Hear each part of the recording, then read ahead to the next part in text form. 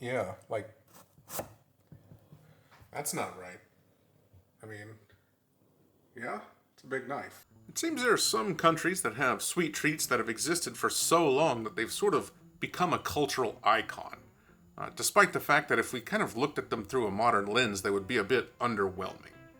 In the US, we have candied corn. In the UK, there are Cadbury cream eggs. And I guess Canada has strips of frozen honey rolled in snow and wrapped around a popsicle stick. Don't you eat that yellow snow. And Ukraine has Kyievський Торт. This was a cake that was invented during the Soviet Union and was incredibly popular for its time. If you were coming from Kyiv, either as a resident or a tourist, it was sort of expected that you would bring this cake as a gift. And while not quite as popular today, the tradition does still persist, as this sweet symbol of Kyiv has basically become an edible souvenir. Ну, я на праздники собираюсь в гости в Москву, но в гости без киевского торта меня просто не пустят в Москву.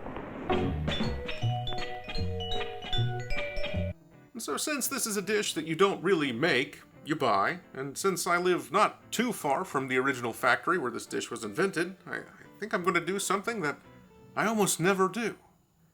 I'm going to go outside, and you're coming with me.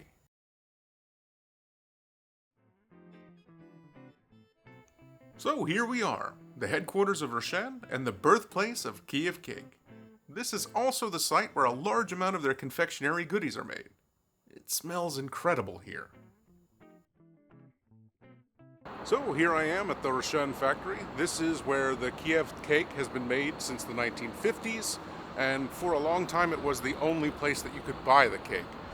Currently now there are different manufacturing points, and they ship them all across not just the country but also the world. But for a long time this was the only place that you could buy the Kyiv cake, Kyievський Торт. So this was a Soviet-owned manufacturing plant called Karl Marx. Now it is owned by Roshan. This makes it sort of the candy mecca of Ukraine. And they also have certain manufacturing of other older Soviet-style candies as well. So I'm going to hop inside and buy one fresh. Inside, they have a mixture of candies, cakes, and pastries. Some dripping in nostalgia as they mimic sweets from the past. And some new and modern with their own unique style. On the whole, for the scale at which they produce, it's pretty good stuff, and it can be found in shops around the world. Okay, so it seemed like they got a little bit upset at someone filming inside, so sort of absconded, but I got my Kyiv cake, sort of a symbol of Kiev, and therefore a symbol of Ukraine. But I was also told that there is a cake statue. So a miniature bronze statue of the Kyiv cake. Maybe I'm blind. I think that might be it there. And here is the Kyiv cake, right outside of the factory.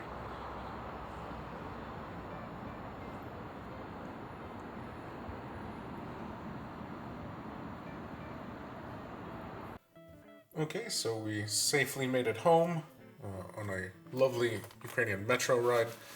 So we're going to open this cake up.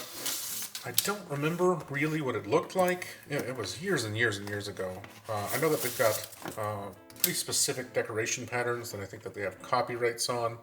And in the Soviet Union, they had very specific patterns as well. I think that they've updated it to be more colorful. Okay. So the Soviet version had more sort of leaf-looking elements on it. Okay, so this is what the Kyiv cake looks like, the Kyievський Торт. And I guess we'll sit down for a tasting. As I recall, the texture is the reason I didn't quite like it. It's overly sweet, but also there's meringue and nuts in it, so yeah, like, that's not right. I mean, yeah, it's a big knife. So this is basically just like a disc of sugar. And this was made today. So this was made this morning, and it's still this tough. So that's what the inside looks like as well. This does not bode well. Okay, so here I am with my Kyievський Торт.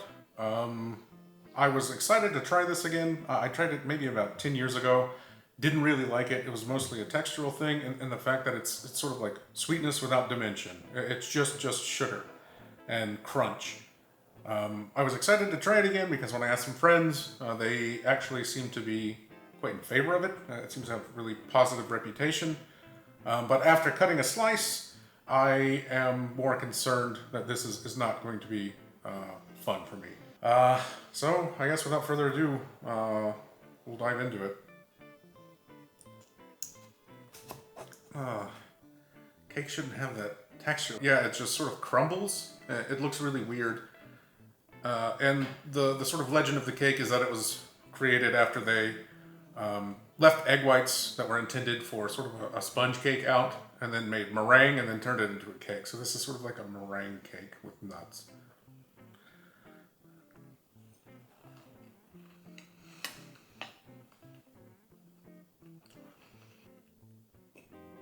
It's not awful.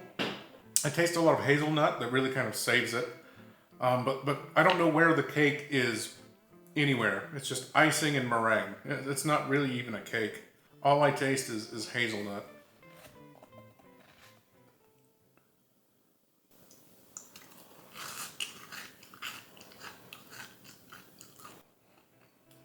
Yeah. I think this is a dud. It's just sweetness. It's got like a sort of sandy texture to it because it's just meringue. There's no cake element, no pastry element. The hazelnut is a nice flavor. The icing is underwhelming.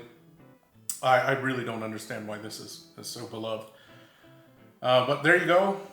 So after a little bit of time and self-reflection, I think that my original outro went too soft on what is essentially just a puck of meringue covered in icing masquerading as a cake. It's bad. It's really bad. I don't think that there's any reason to try it. I don't think that there's any reason to buy it. There are only 3 situations that I think that it would be viable. 1, you are a hyperactive 6-year-old who has come across $15 and would really like to experience a new flavor and texture of sugar. 2, you are a self-loathing diabetic.